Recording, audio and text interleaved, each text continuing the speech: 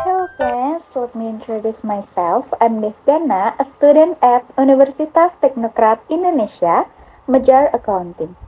Okay, today I will explain about what business communication is. Okay, let's get started. And I will explain why business communication is matters. First, build trust atau membangun kepercayaan. Nah, komunikasi bisnis yang konsisten, jujur, dan transparan ini dapat membangun kepercayaan nih antara perusahaan dengan berbagai pihak seperti karyawan, klien, atau mitra kerja. Nah, ketika informasi ini disampaikan dengan jelas dan terbuka, orang lain akan merasa lebih yakin nih terhadap perusahaan kita. Kepercayaan ini juga penting karena dapat memperkuat hubungan kerja jangka panjang.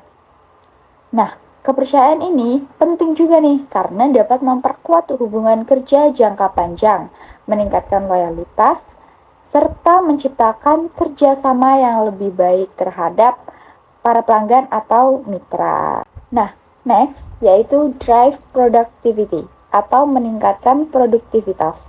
Komunikasi yang baik itu membantu semua anggota organisasi memahami tugas, tujuan, dan harapan dengan jelas. Jika instruksi atau informasi yang disampaikan itu tepat, maka kesalahan kerja itu dapat dikurangi dan pekerjaan tidak perlu diulang lagi.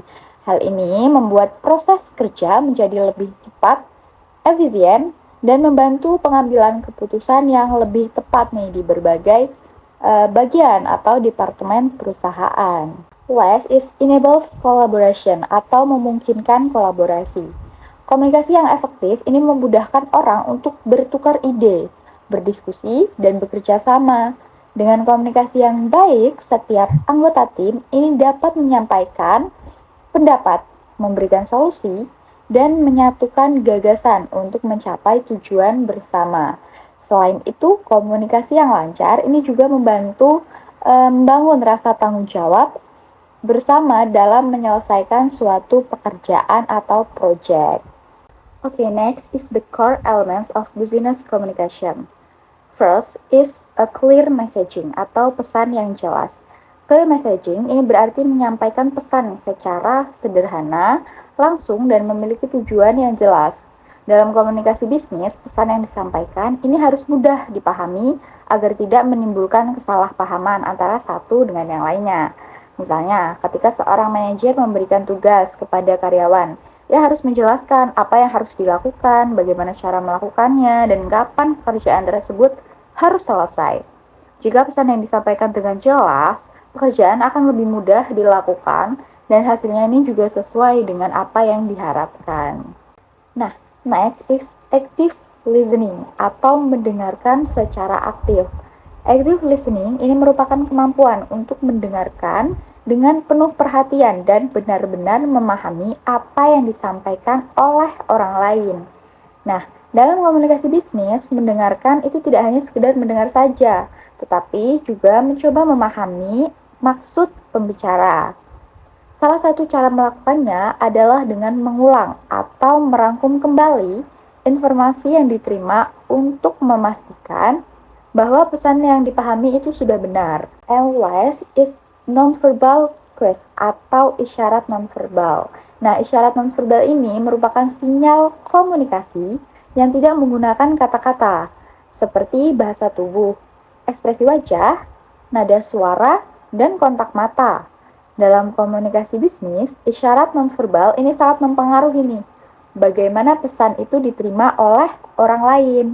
Nah, misalnya, kontak mata ini menunjukkan kepercayaan diri dan perhatian. Sedangkan nada suara yang ramah menunjukkan sikap profesional dan menghargai lawan bicara. Jika bahasa tubuh tidak sesuai dengan kata-kata yang diucapkan, pesan ini dapat salah diartikan.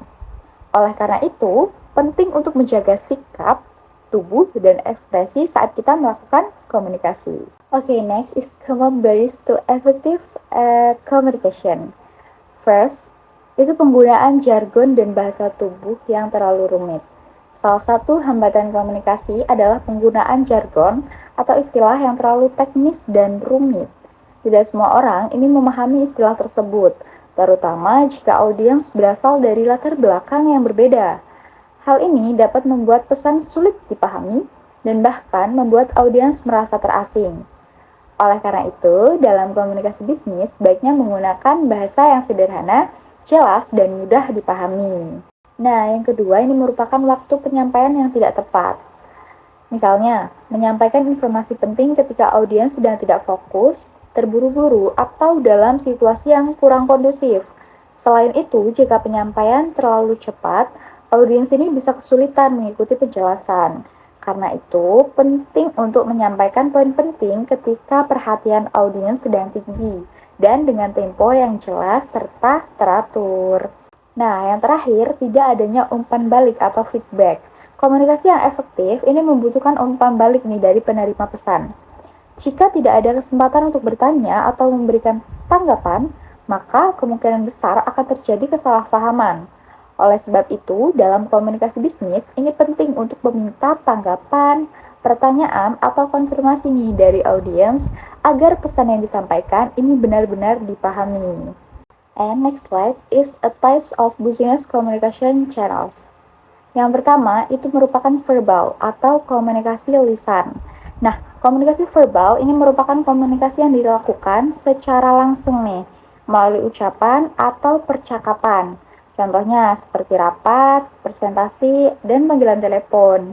Jenis komunikasi ini sangat efektif nih karena memungkinkan interaksi langsung antara pembicara dan pendengar. Jika ada hal yang kurang jelas, audiens ini bisa langsung bertanya, sehingga terjadi tanya jawab secara langsung atau Q&A. Nah, selain itu, komunikasi verbal ini juga membantu menyampaikan emosi, penekanan, dan maksud pesan dengan lebih jelas. Second is written atau komunikasi tertulis. Komunikasi tertulis ini adalah komunikasi yang disampaikan melalui media tulisan nih. Contoh seperti email, laporan atau reports, proposal, dan surat resmi. Nah, keunggulan komunikasi tertulis ini merupakan informasinya dapat disimpan sebagai dokumen atau arsip, sehingga bisa dibaca kembali di kemudian hari ketika dibutuhkan. Jenis komunikasi ini itu juga sangat cocok nih untuk menyampaikan informasi yang detail, kompleks, atau membutuhkan bukti tertulis dalam kegiatan bisnis. And yang terakhir, ini merupakan digital atau komunikasi digital. Komunikasi digital ini merupakan komunikasi yang dilakukan melalui teknologi dan internet. Contoh seperti video conference, pesan instan atau chat, dan platform media sosial atau aplikasi kerja. Next slide is creating a winning business presentation. Yang pertama, itu merupakan start strong atau memulai dengan kuat. Presentasi yang baik ini sebaiknya dimulai dengan pembukaan yang menarik perhatian audiens. Salah satu caranya adalah dengan menyampaikan pernyataan singkat yang kuat atau fakta yang mengejutkan. Tujuan dari pembukaan ini adalah untuk membuat audiens langsung tertarik dan fokus pada topik yang akan dibahas. Misalnya, memulai presentasi dengan pertanyaan, data penting, atau fakta menarik nih yang berkaitan dengan topik bisnis yang akan dibahas. Nah, next, ini merupakan struktur yang jelas. Presentasi bisnis yang efektif ini harus memiliki struktur yang jelas dan teratur. Yaitu yang pertama, ada introduction atau pendahuluan, memperkenalkan topik apa yang akan dibahas dan tujuan dari presentasi tersebut. Yang kedua, itu body atau isi. Ini menjelaskan informasi utama, data, atau argumen yang mendukung topik tersebut. Dan yang terakhir, ada conclusion atau penutup. Ini merangkum poin penting dan memberikan kesimpulan atau ajakan dari presentasi yang dilakukan. Nah, setiap bagian ini harus memiliki transisi yang jelas sehingga audiens ini dapat mengikuti alur pembahasan dengan mudah tanpa merasa bingung. Dan yang terakhir, ini merupakan support with visuals, the clarity, not clutter. Menggunakan visual yang mendukung. Nah, dalam presentasi, penggunaan visual seperti gambar, grafik, atau diagram ini sangat membantu untuk memperjelas informasi. Nah, visual dapat memberikan audiens lebih mudah memahami data atau konsep yang dijelaskan. Namun, visual ini harus digunakan dengan sederhana, relevan, dan tidak terlalu banyak atau berlebihan agar slide ini tidak terlihat penuh atau membingungkan. Next is mastering delivery or lesson from the best. Yang pertama ada be authentic atau menjadi diri sendiri. Nah, saat menyampaikan presentasi, ini penting nih untuk bersikap autentik atau menjadi diri sendiri. Nah, artinya pembicara ini harus berbicara dengan jujur, alami, dan penuh semangat. Sikap yang tulus ini akan membuat audiens lebih percaya nih kepada pembicara. Ketika seseorang menunjukkan passion atau semangat dan kejujuran saat berbicara, hal tersebut dapat membangun kredibilitas dan hubungan yang lebih dekat dengan audiens. Audiens biasanya lebih tertarik mendengarkan pembicara yang terlihat percaya diri dan tulus. Next, menggunakan cerita atau use storytelling. Menggunakan cerita atau storytelling dalam presentasi ini dapat membuat materi ini lebih menarik dan mudah dipahami. Cerita ini membantu menjelaskan ide yang abstrak atau sulit menjadi lebih nyata dan mudah dibayangkan oleh para audiens.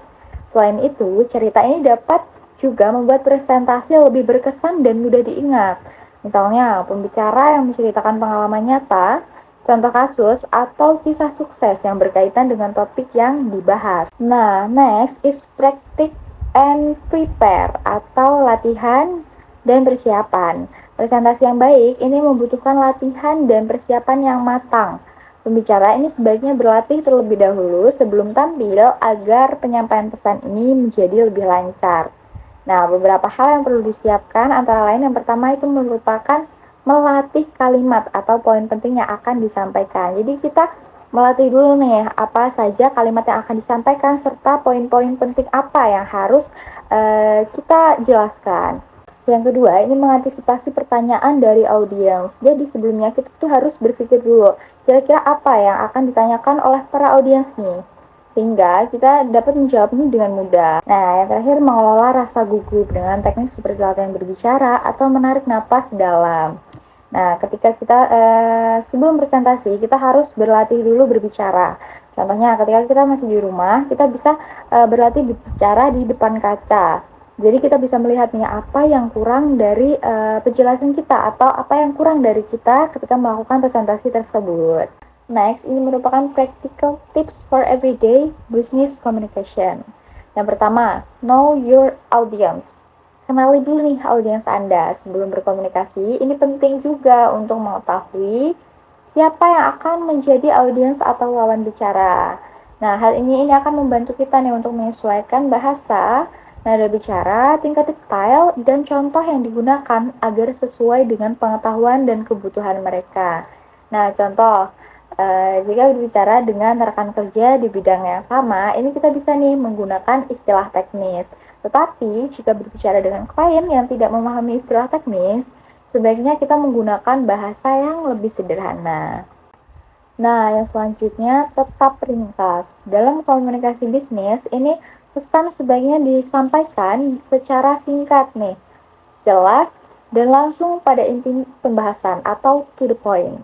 Cara yang baik ini merupakan menyampaikan kesimpulan atau poin utama terlebih dahulu, kemudian memberikan penjelasan atau fakta pendukung jika diperlukan. Nah, yang terakhir ini merupakan invite feedback atau undang umpan balik. Komunikasi yang baik ini tidak hanya menyampaikan informasi saja, tetapi juga memberi kesempatan kepada orang lain untuk memberikan tanggapan atau pertanyaan.